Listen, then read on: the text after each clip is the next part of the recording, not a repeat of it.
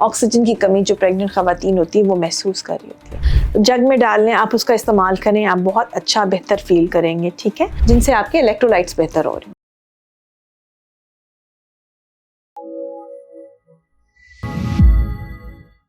अस्सलाम वालेकुम। आज हम बात करेंगे कि मौसम के हवाले से और प्रेगनेंसी के हवाले से, ठीक है। हम सबको पता है कि गर्मी जो है वो अपनी पीक पर है इस वक्त, जो है दर्जा हरारत जो है वो बहुत ज़्यादा है और आगे वाले मौसम में भी कोई मतलब आने वाले महीनों में भी कुछ बेहतरी नहीं आनी, बल्कि ज़्यादा हब्स और घुटन का जो एहसास है वो बढ़ जाता है।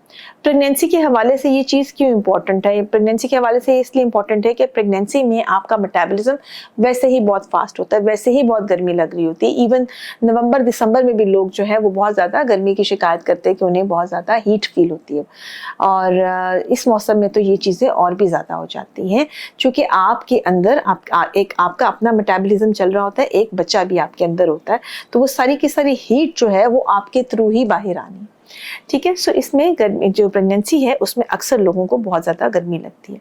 अब इस मौसम में कुछ ऐसी एहतियात ज़रूरी है ताकि आप अपने आप को इस मौसम की सख्ती से बचा सकें, ठीक है। सो वो क्या एहतियात है उस पर हम बात करेंगे। सबसे इम्पॉर्टेंट चीज़ तो ये है कि प्रेगनेंसी में आपने अपनी हाइड्रेशन लेवल है बहुत अच्छा रखना है। कहने को बहुत अच्छा लगता है कि भाई अपने आप को हाइड्रेटेड रखें, लेकिन सवाल है कैसे।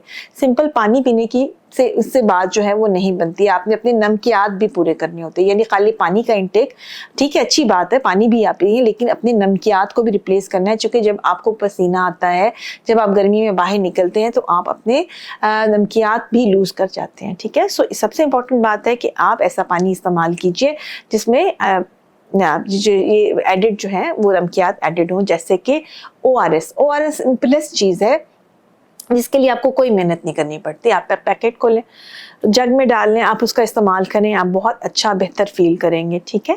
सो हाइड्रेशन लेवल अच्छा हो जाएगा। अगर आपको उसका टेस्ट नहीं पसंद है तो आप क्या कर सकते हैं, आप सिंपल नींबू पानी का इस्तेमाल कर सकते हैं। स्क्वंजेन जिसको हम कहते हैं, लेमनेट कहते हैं, वो आप बना लीजिए और वो आप अपने पास ठंडा रखिए और उसको बार बार आप इस्तेमाल कीजिए। इसके अलावा अगर आपको कोई ऐसे हेल्दी ड्रिंक पसंद है, कुछ लोग लस्सी पसंद करते हैं, कुछ लोग और फैंसी किस्म की ड्रिंक्स पसंद करते हैं, कुछ लोग फ्रूट जूसेस को पसंद कर रहे होते हैं, तो आप इनमें से कोई चीज़ भी जो है वो इस्तेमाल करें। फ्रूट जूसेस के बारे में प्लीज़ एडिड शुगर उनमें मत डालें और बहुत ज़्यादा उसका इस्तेमाल मत करें, क्योंकि वो जो हमारा मकसद कभी भी बहुत ज़्यादा शुगर लेवल को बढ़ाना नहीं है। सो दिन में अगर एक आध टाइम आप जूस ले भी लेते हैं, बाकी टाइम कोशिश करें ऐसे लिक्विड्स का इस्तेमाल करें जिनसे आपके इलेक्ट्रोलाइट्स बेहतर हो रहे हैं, ठीक है। सो उसके लिए नींबू पानी है या फिर आपके लिए ORS बेहतर समझा जाता है, ठीक हो क्या।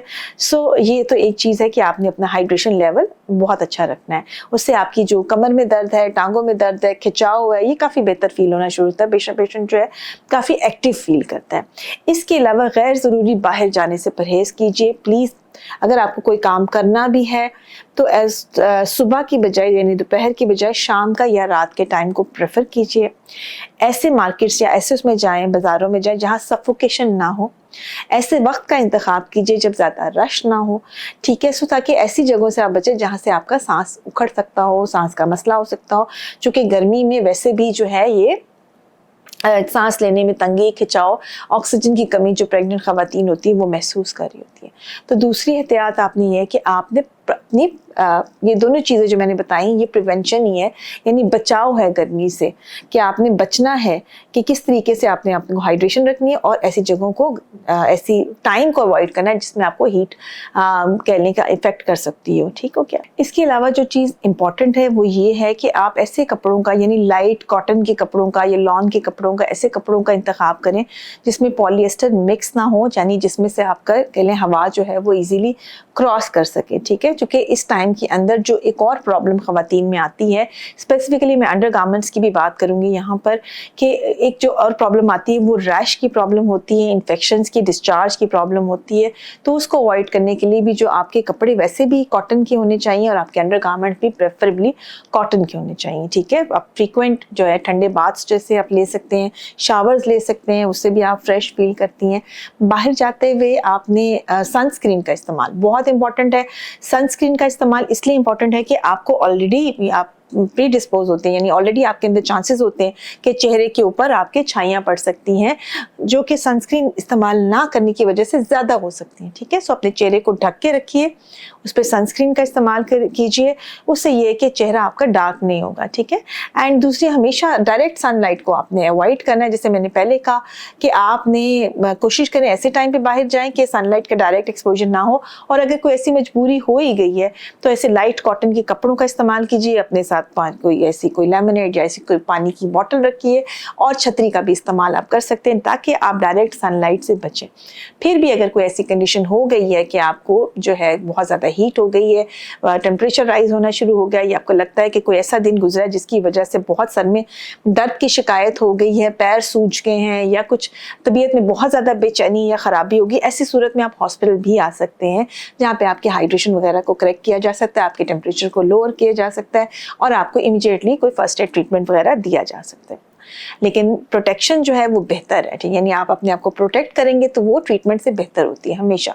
ठीक है जी, सो अपना बहुत सारा ख्याल रखिएगा और दुआ में याद रखिएगा।